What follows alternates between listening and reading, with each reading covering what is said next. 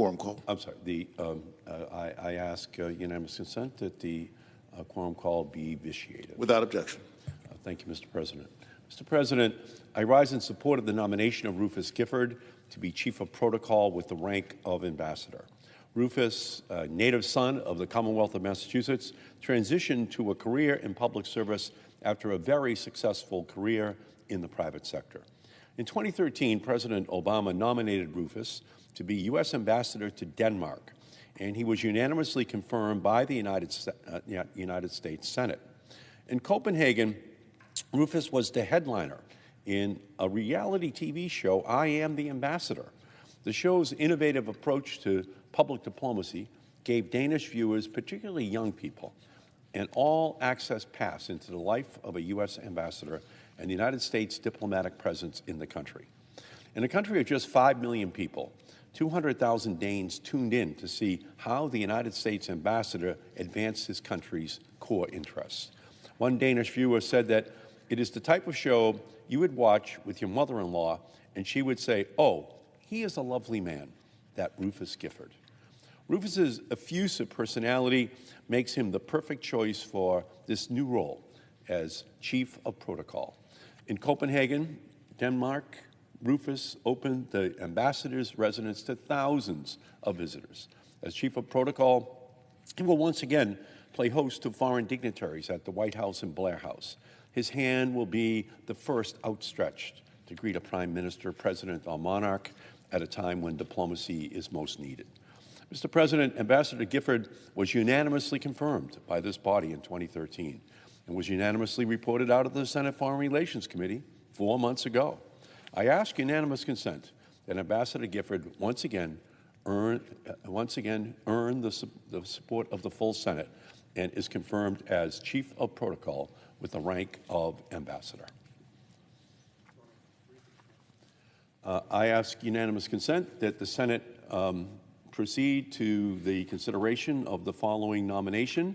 Calendar number 320, Rufus Gifford of Massachusetts to be Chief of Protocol and to have the rank of Ambassador during his tenure of service, that the nomination be confirmed, the motion to reconsider be considered made and laid upon the table with no intervening action or debate, that no further motions be in order of the nominations, and that the President be immediately notified of the Senate's action. Is there objection? Mr. President. The Senator from Texas. Reserving the right to object, the senators in this chamber, including Senator Markey, know precisely why I have a hold on this nominee. Right now, as we speak, hundreds of thousands of Russian troops are massed on the border of Ukraine, waiting to invade. Mr. President, this calamitous foreign policy disaster is Joe Biden's fault. This is the direct consequence of Joe Biden's surrender to Vladimir Putin on Nord Stream 2. What is Nord Stream 2? It is a pipeline being constructed from Russia to Germany to carry natural gas. Putin is building Nord Stream 2. Why? To go around Ukraine, because right now Russian gas goes through Ukraine. Putin didn't just wake up recently and decide to invade Ukraine. He's wanted to invade Ukraine for years. He did so in 2014, but he stopped short of full invasion. Why? Because the Ukrainian energy infrastructure was necessary to get the Russian gas to market. Nord Stream 2 is all about building an alternative avenue to get the Russian gas to Europe, so then the Russian tanks can ride into Ukraine. But, Mr. President, we had a bipartisan victory. Indeed, the senator from Massachusetts supported my bipartisan legislation sanctioning the Nord Stream 2 pipeline in December of 2019. And when President Trump signed that bipartisan legislation into law, Nord Stream 2 was halted that day. Not the next day, not the next week, not the next month. That day, the pipeline shut down. We had won a major bipartisan foreign policy victory. We had stopped Russia. We had stopped Putin. And that pipeline remained dormant for over a year, a hunk of metal at the bottom of the ocean, until Joe Biden arrived at the White House. Joe Biden was sworn into office on January 20th of 2021. 4 days later, January 24th, Putin began building the pipeline again. 4 days later. Why? Because the Biden White House made the decision to waive the sanctions on Nord Stream 2 and to give Vladimir Putin a multi-billion-dollar gift for generations to come. And in doing so, to set the stage for the invasion of Ukraine by Russia.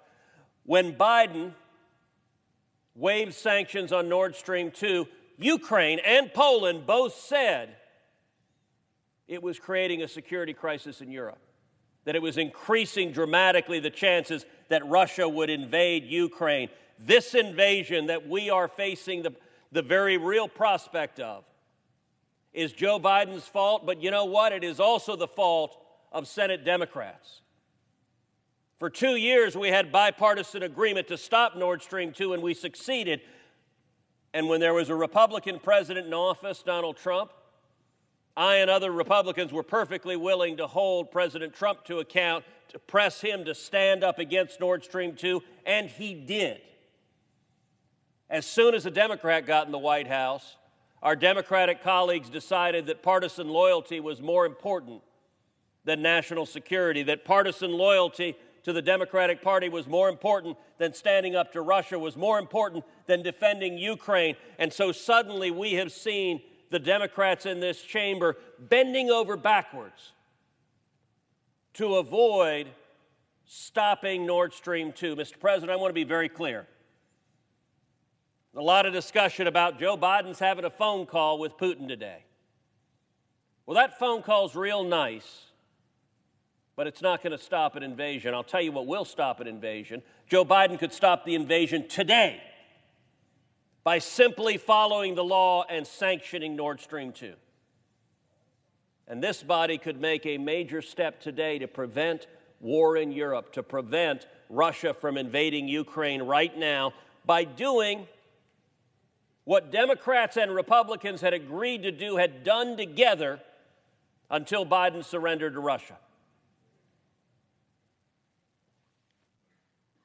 We can do that by passing legislation that I have pending at the desk that would sanction Nord Stream 2, that would stop the project, which would mean Russia would remain dependent on Ukrainian energy infrastructure. And for the same reason Russia didn't continue to invade in 2014, it would stop the invasion. We can do that right now. Accordingly, Mr. President, as if in legislative session, I ask unanimous consent that the Senate proceed to the immediate consideration of S-3322, which is at the desk.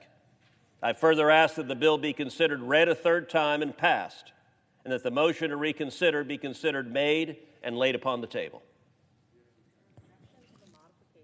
Is there an objection to the modification? Reserving the right to object.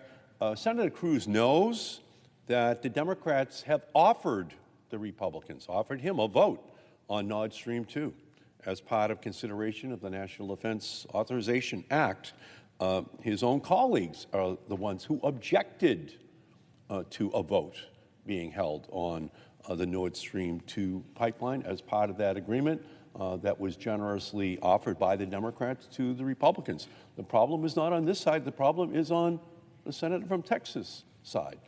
And yet he continues to hold up dozens of State Department officials, many of them career officials who should be on their jobs around the world right now, and ultimately, right now, the onus lays on the Republican side for not having a vote on the subject that the senator from Texas has raised, the Nord Stream 2 pipeline. Therefore, I object to the motion from the gentleman from Texas. Objection to the modification is heard. Objection to the original request. Mr. President, reserving the right to object, I would note that what we just heard was Democrats in this chamber objecting to sanctioning Nord Stream 2. It's worth understanding what that means. It means that Senate Democrats prioritize political loyalty to Joe Biden and Kamala Harris more than they do standing up to Vladimir Putin.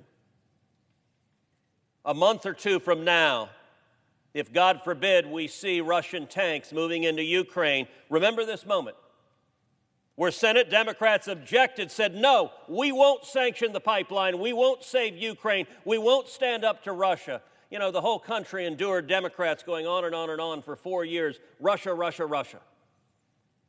And someone who didn't follow politics closely could be forgiven if they actually believed the rhetoric from the Democrats. But it turns out Russia, Russia, Russia, what they really meant was we hate Donald Trump. Because when it comes to standing up to Russia, for decades, Democrats had shown weakness and appeasement to the Soviet Union. And as soon as Donald Trump was gone, we see Democrats going back to weakness and appeasement to Russia again.